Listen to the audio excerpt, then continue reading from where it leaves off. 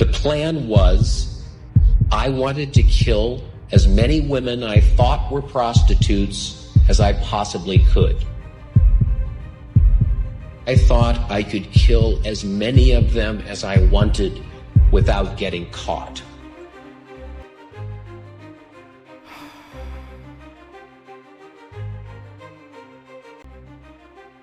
On November the 5th, 2003, Gary Leon Ridgeway pleaded guilty to murdering 48 women. He admitted he was the legendary Green River Killer, a serial murderer who held the Pacific Northwest captive to a rampage of killings that spanned almost 2 decades. And Mr. Ridgeway, is it your desire to plead guilty to the 48 charges of aggravated murder in the first degree because you believe that you are guilty of each of those offenses? Yes. One by one, as the dates, locations, and names of his victims were read in court, Gary Ridgeway impassively acknowledged each and every murder. For the death of Wendy Lee Caulfield. Guilty. For the death of Colleen R. Brockman. Guilty. The death of Yvonne S. Antosh. Guilty. For the death of Patricia M. Barzak. Guilty. In his confession, Ridgeway told police he murdered at least 90 women. So many that he literally could not keep track of their faces, their names, or sometimes even where he discarded their bodies. His victims were prostitutes and runaways who lived in and around Seattle, Washington, some as young as 16 years old. Like many other serial killers, Ridgeway targeted vulnerable people. And prostitutes are the most vulnerable of all. He is America's most prolific serial killer, and his first victims were found here on the Green River. Everybody was terrified. These were places where we picnicked, where we swam, where children ran free up until this time when, bodies start showing up. It began on July the 15th, 1982, when 2 children spotted a nude body floating below the Pet Bridge. Her name was Wendy Lee Caulfield, a 16-year-old runaway who had been strangled. 4 weeks later, the nude, strangled body of Deborah Bonner was found floating face down in the river. Once the killing started, everyone was rather mystified. They thought, is this the work of more than one person? And where does it begin and where does it end? And how could this be? They were all in the Green River. And the killings continued. 3 days later, on August the 15th, we were told by a rafter that he'd been floating down the river. He saw 2 what he thought were mannequins alongside the riverbank, and as he got closer realized that they weren't mannequins, but indeed they were human bodies. Their names were Cynthia Hines and Marcia Chapman. They were submerged in chest-deep water, held under by boulders. Both had been strangled. The thing that really stuck out in my mind was Marcia Chapman's hand. One of her arms were free and waving in the water, kind of saying to me, help, here I am. It's an image in my mind that will never go away. As lead detective Dave Reichert made his way down the hill towards the bodies, he actually came upon another victim splayed in the tall grass. Her name was Opal Mills. At the time, Reichert didn't know that evidence recovered from these crime scenes would be instrumental in capturing the Green River Killer nearly 20 years later. But at the moment the victims were being dredged from the river, Ridgeway was just minutes away, working at the Kenworth Truck Company in Seattle. By 1982, he'd been working there for 11 years. Gary was a painter and he was a taper. They taped the designs onto the trucks. It was a job that required neatness and precision, the ideal position for Gary Ridgeway. Meticulous. He wanted to make sure everything was just perfect to him. He may have been precise, but to many of his co-workers something was not quite right about Gary Leon Ridgway. When a woman walked by, most guys will look and they'll go kind of, hey, but he kind of like got lost in his thoughts. But no one suspected how different Gary Leon Ridgway really was. As fall turned to winter in 1982, no one in Seattle had any idea as to the identity of the Green River Killer, even though he was hidden amongst them in plain sight. He was really unremarkable until it was discovered that he had killed dozens of women. And that's part of the secret of his success. He looks and acts like everybody else, and he acts and looks like nobody in particular. So he gets away with it. Even 20 years later, many friends and neighbors still find it hard to believe. He's a wonderful person. He's the type of person you can walk up to and hug and say, hey, Gary, how are you doing? But if police had known more about Gary Ridgway's life, beginning with his childhood, they may not have been surprised that this hard-working family man was secretly the Green River Killer. In August of 1982, the bodies of the first victims of the Green River Killer were found. Fear quickly spread through the quiet suburbs that line the river. My biggest fear, quite honestly, was being in the wrong place at the wrong time and somebody's getting ready to dump a body and here I am there to witness it. And that whole summer, anytime you were in a car by yourself, there was police around asking you what you were doing. A major investigation of the murders was launched by Washington's King County Police and other local law enforcement agencies. They realized a serial killer was at work. He appeared to be targeting the streetwalkers who worked the Strip, a notorious stretch of the Pacific Highway South that ran from SeaTac into Seattle. They make the perfect victim. They're getting into a car and they're trying to do it secretly because they don't want to get caught by the undercover police officer that might be watching. They don't want to get caught by the patrol officer driving by.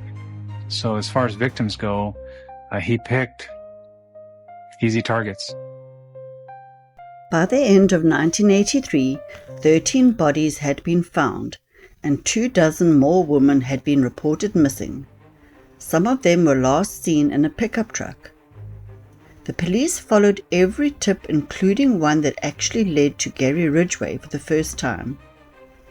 A young woman named Marie Navarre disappeared. A witness saw her get into a pickup truck and later noticed the vehicle parked at Ridgway's house. The police interviewed Ridgway, who convinced them he was not their man. He has this unassuming, unintimidating demeanor. You could stand next to him in a grocery line. You would never, ever expect that this is the Green River Killer. Ridgway's life began in unremarkable circumstances. Born in Salt Lake City, Utah on February the 18th, 1949, he was the second of Mary and Thomas Ridgway's 3 sons. In 1960, the family moved to Washington State. They moved into a small 3-bedroomed house in McMicken Heights, which is now part of the city of SeaTac. Our neighborhood was like a working class neighborhood. A lot of kids in the neighborhood. And we all kind of played together and walked to school together. Ridgway's father was a Metro bus driver whose route was the Pacific Highway South into Seattle. It went through the infamous Strip where Gary would later find so many of his victims. At home, the Ridgways seemed the typical suburban family.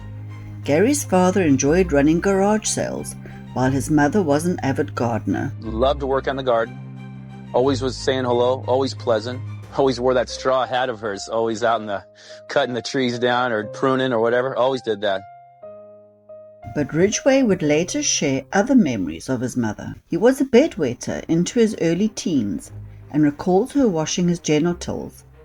He developed intense feelings of lust towards his mother, mixed with humiliation. He talked about gazing on her as she sunbathed, and he had sexual fantasies about her. Almost in the same breath, Mr. Ridgway would say that he felt rage toward his mother, that he wanted to kill her. Most serial killers have a rich fantasy life that involves sexuality and violence fused together so that they come to believe that they can't have one without the other. And the first time that they kill, it may even be on a lark. This seemed to be the case when Ridgway acted on one homicidal urge when he was 16 and came upon a 6-year-old boy playing cowboy. Ridgway lured the boy into a wooded area.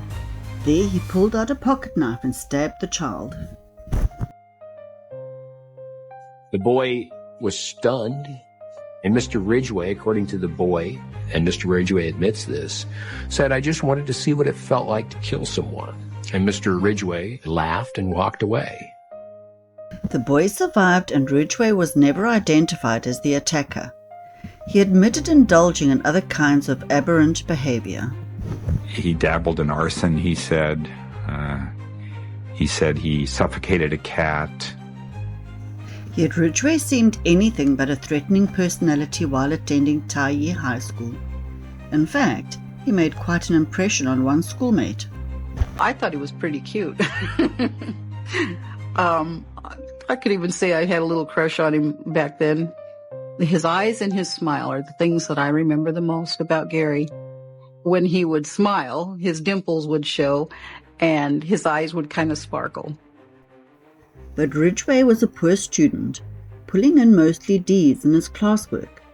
He had an IQ in the low 80s and had to repeat a year twice. Ridgway socialized with other teens at the local community club, where dances were held every Saturday, but on one occasion he had a run-in with a boy from his school. He actually peed on my brother's leg in the restroom. Gary made a rude comment, and my brother told him to take it back, and Gary turned around and peed on his leg, and then my brother hit him, so we all got kicked out of the dance and had to go home early that night. In June of 1969, Ridgway graduated from Tyee High School at the age of 20. That August, he enlisted in the Navy. The following summer, he was married to Claudia Craig, a young woman he had been dating for several years.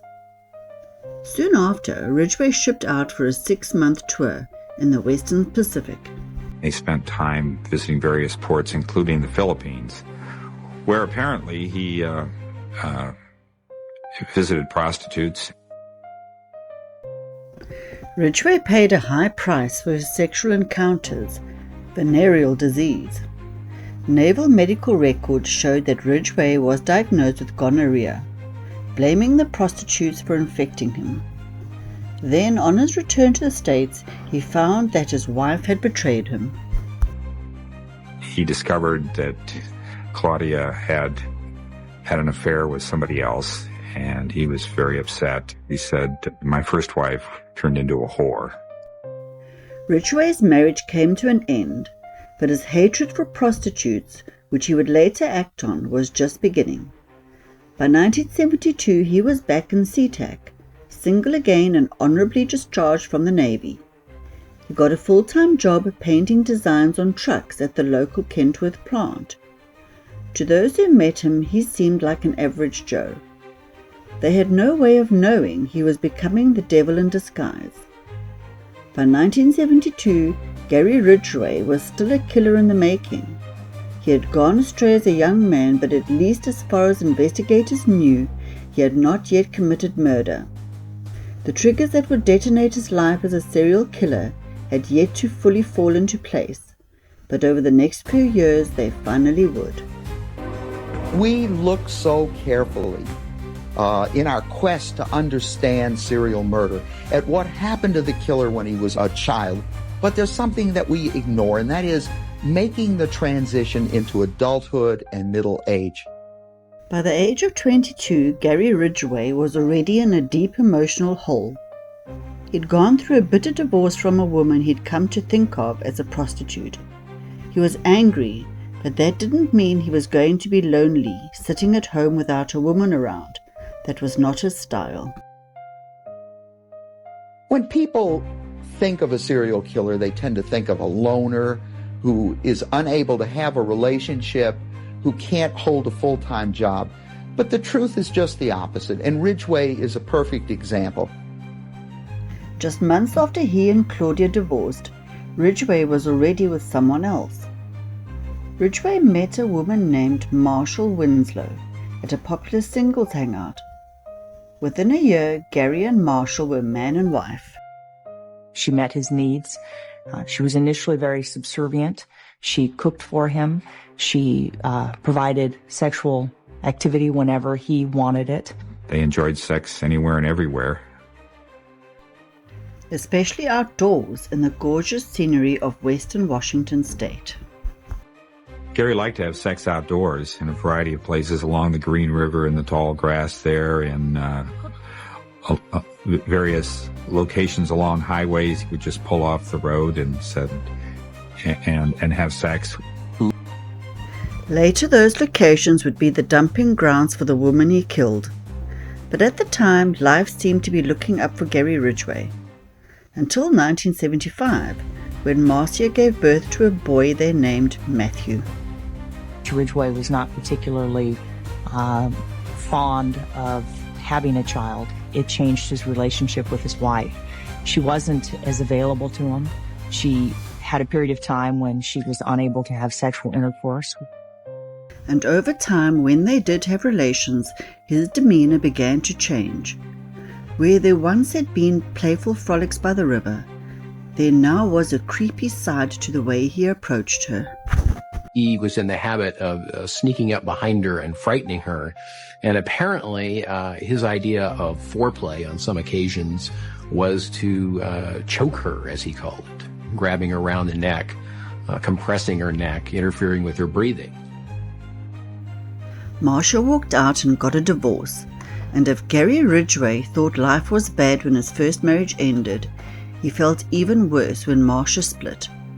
Years later, he would tell the cops that losing Marcia was a point of no return. He felt he had been done wrong. He said that he should have killed her, and it seemed that after that, that's when the rampage began. He regarded women who were prostitutes as totally expendable and less than human. In fact, he told police that he regarded them as garbage. He would take them to his house or one of those secluded spots near the river, where he'd once made love to Marcia. Then he'd make sure they were completely naked, so the victim's clothes would contain no evidence of the crime.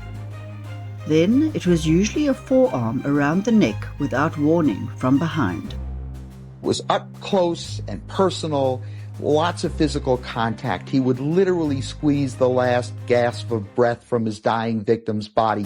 And the more that she pled and begged and screamed, the better he felt about himself.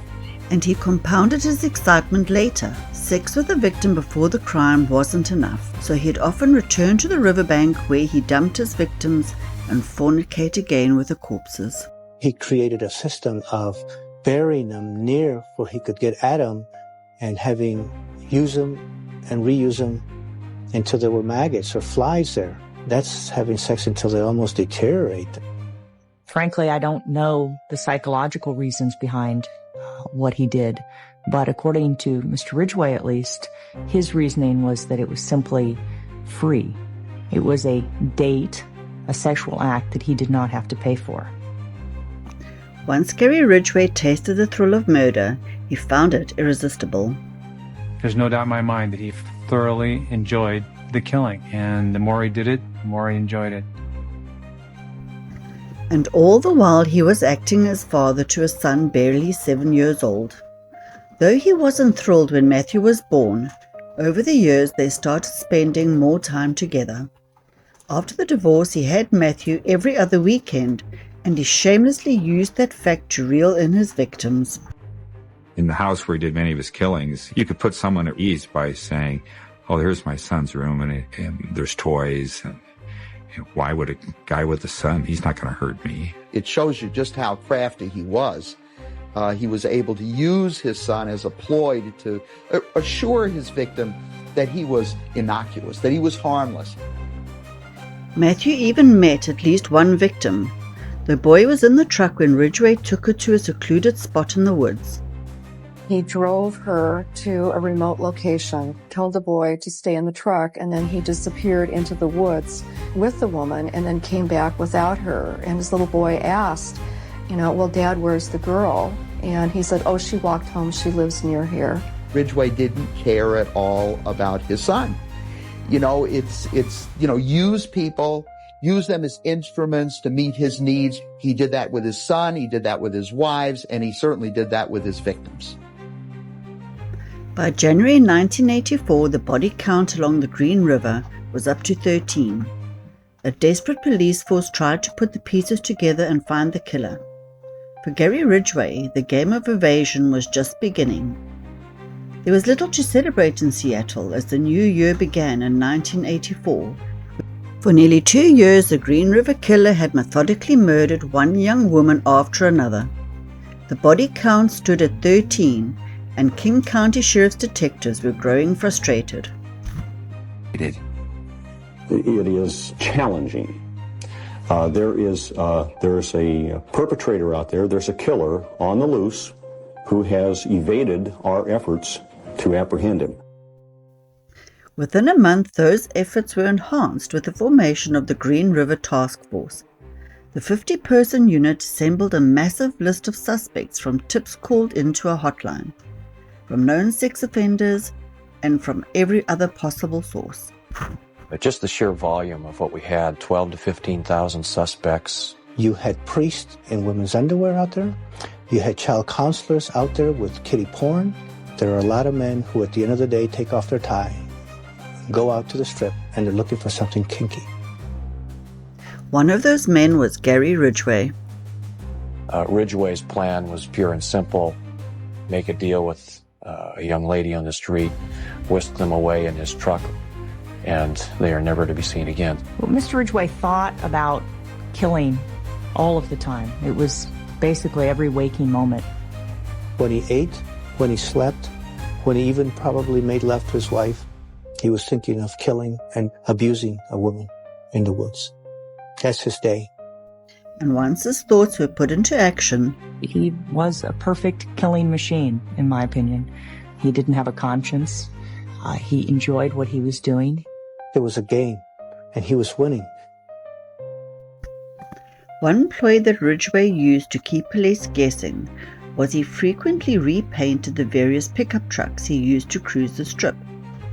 Hoping to stop the killer's winning streak, members of the task force wanted to get inside the mind of the serial killer. They even sought the opinion of another prolific serial killer who once stalked the Pacific Northwest, Ted Bundy.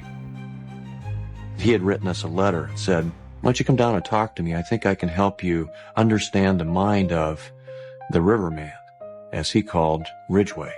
He said he's probably attracted to pornography. He likes the hunt. He likes the power and authority over his victims. He will go back and he'll have sex with the dead bodies. And certainly that gave us an insight that we didn't have before.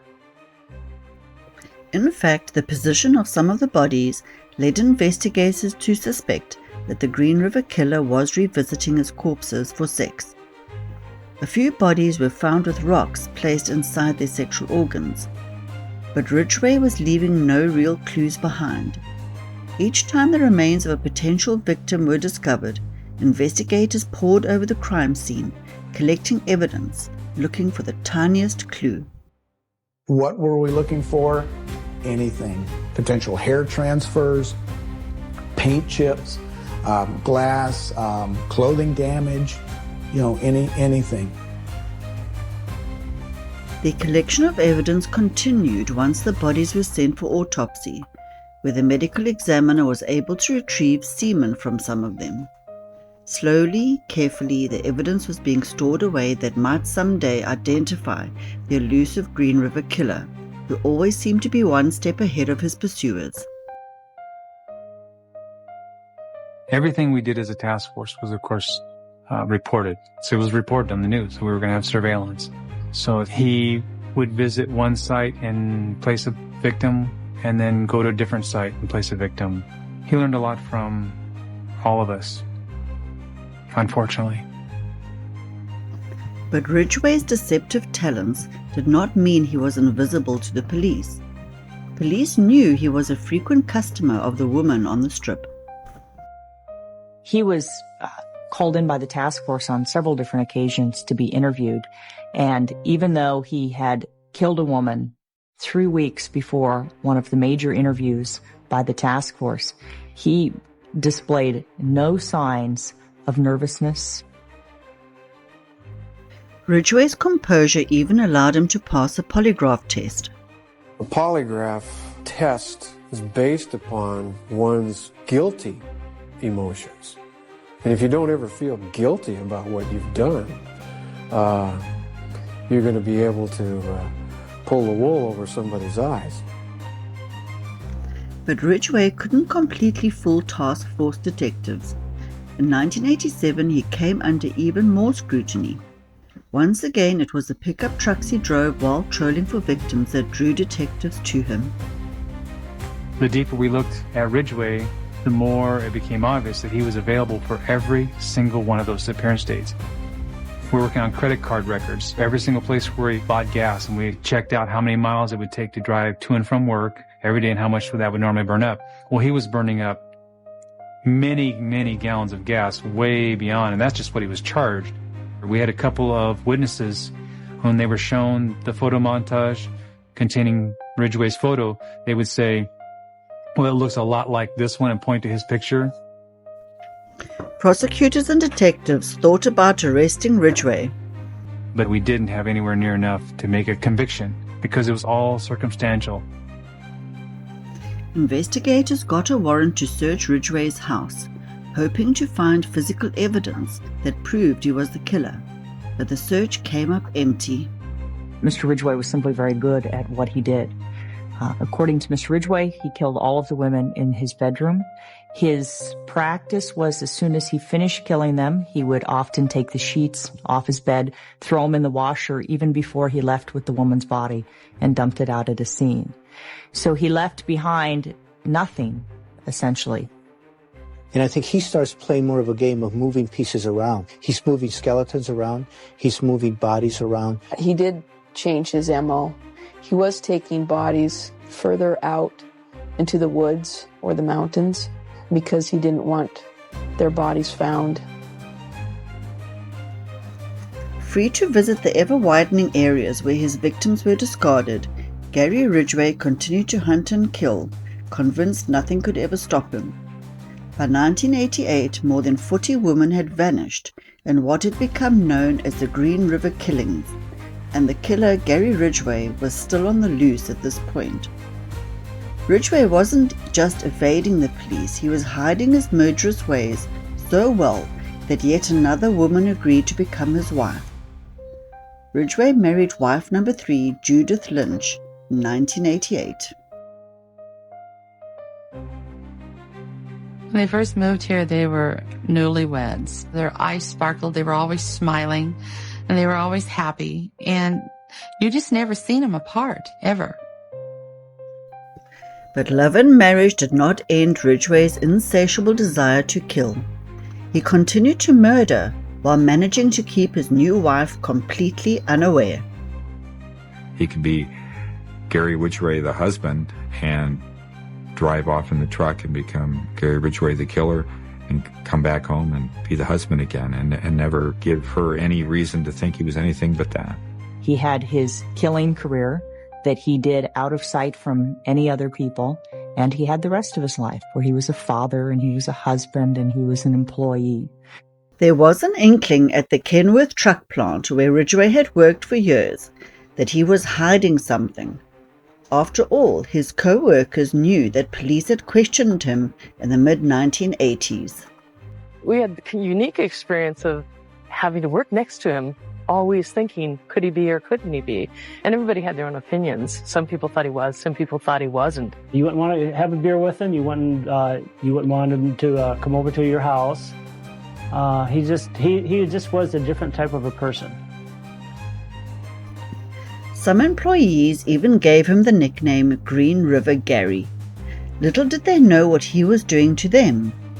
Ridgeway later told detectives that once in a while he would use jewelry that he'd stolen from his victims to play a joke on his co-workers. He put the jewelry in places where people could find them where he worked. And one of the employees picked it up, put it on, and had a real good find. In Gary's mind, I think he walked very quietly and had a little smirk on his face, and there was a big smile inside of him, reminding him of the young ladies he killed. And that isn't all he apparently did with his victims' possessions. He had huge garage sales, and he'd have just gobs of stuff. I guess the kind of funny thing I always saw was a lot of jewelry, a lot of young girls' jewelry, and a lot of mixed pairs of shoes. Gary Ridgeway was sure that he had his neighbors, his co-workers, the cops, and everyone else completely fooled. But I think after a while, he was winning the game. And he says, hey, I'm doing pretty good. So well, in fact, that the police investigation was forced to slow down. Though Ridgeway was still killing, far fewer bodies were being found. As the case dragged on with no resolution, the investigation task force steadily got smaller and smaller. By 1990, there were 5 of us left. I left in April of 90. There's 4 left. By 1992, Tom Jensen's the only guy left. I tried to keep it alive as best I could in the mind of the public.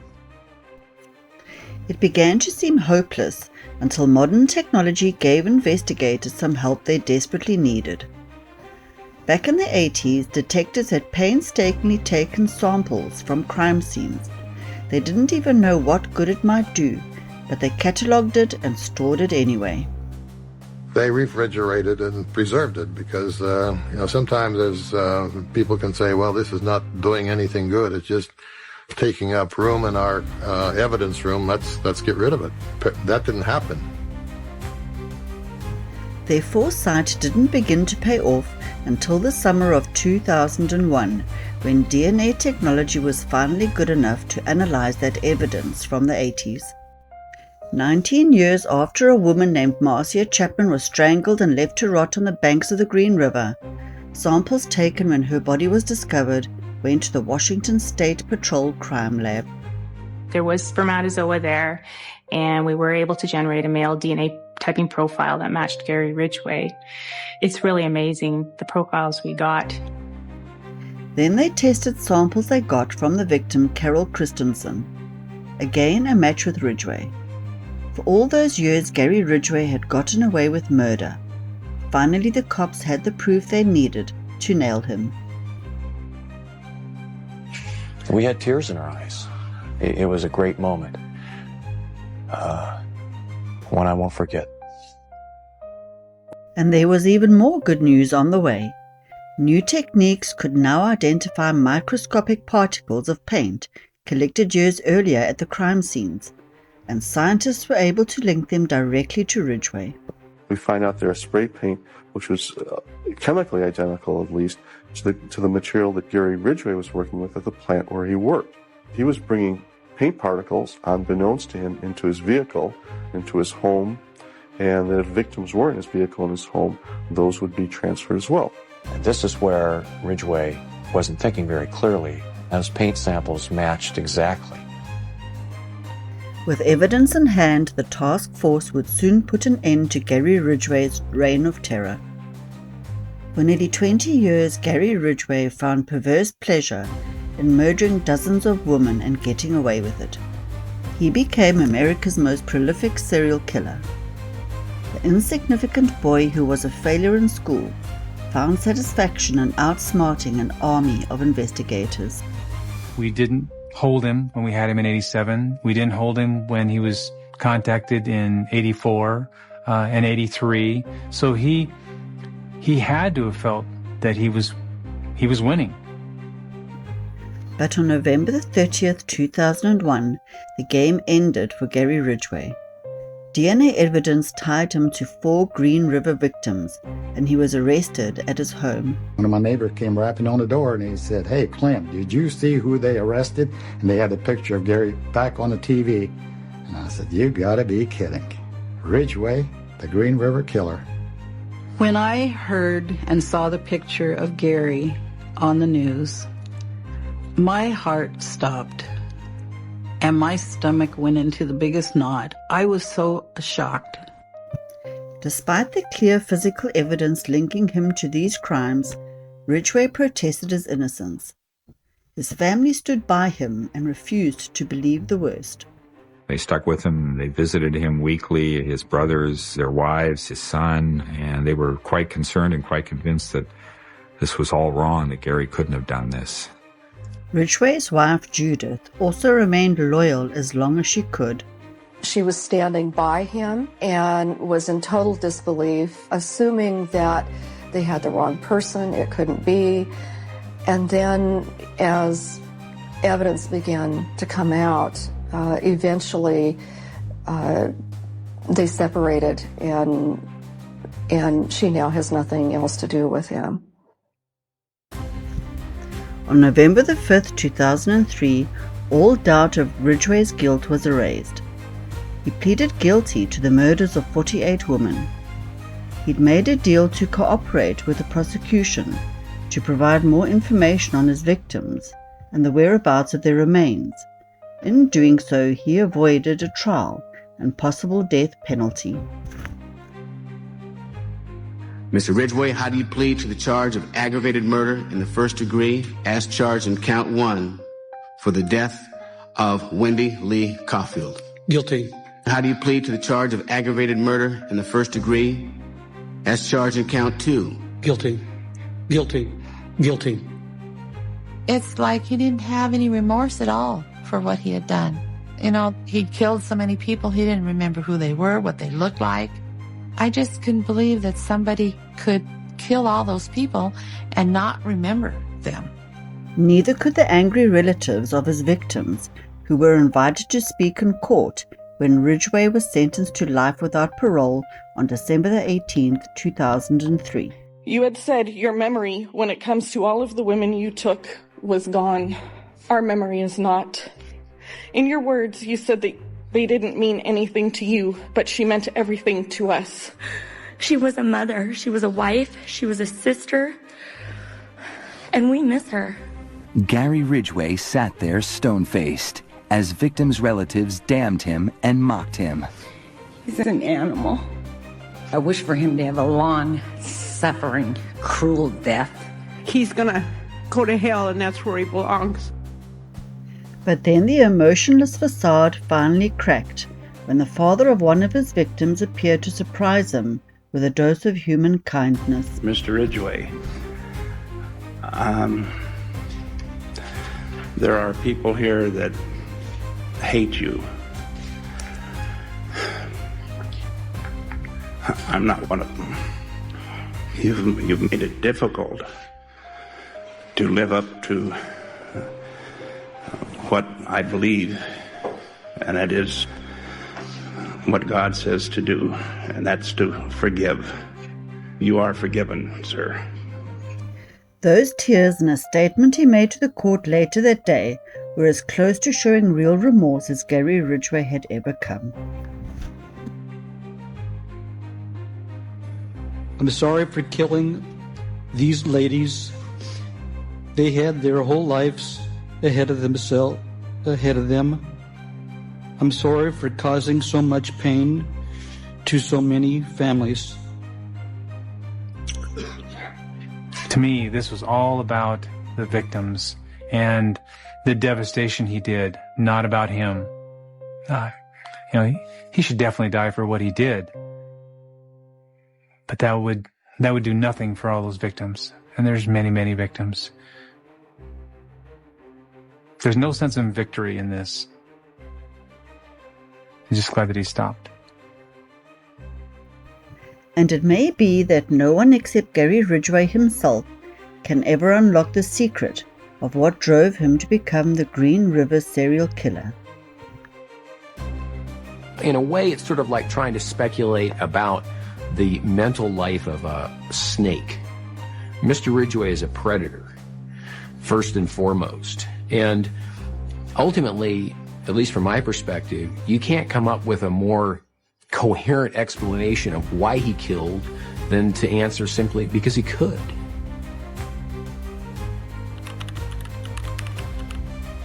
Sometimes I still kind of tell myself that, I'm not sure if I'll ever trust another man.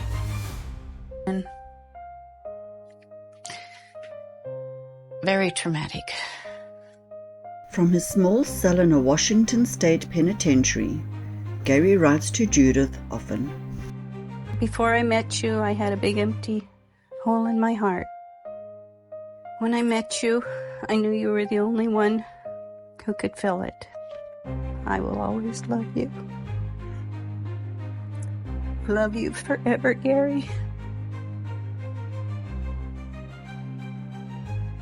In 2003, Judith stopped writing back and filed for divorce. I want to keep all that poison out of me and get on with my life. Thank you for watching. If you enjoyed this video, please hit the like, subscribe and notification bell so you don't miss an episode. I appreciate your support. Till next time, take care and stay safe.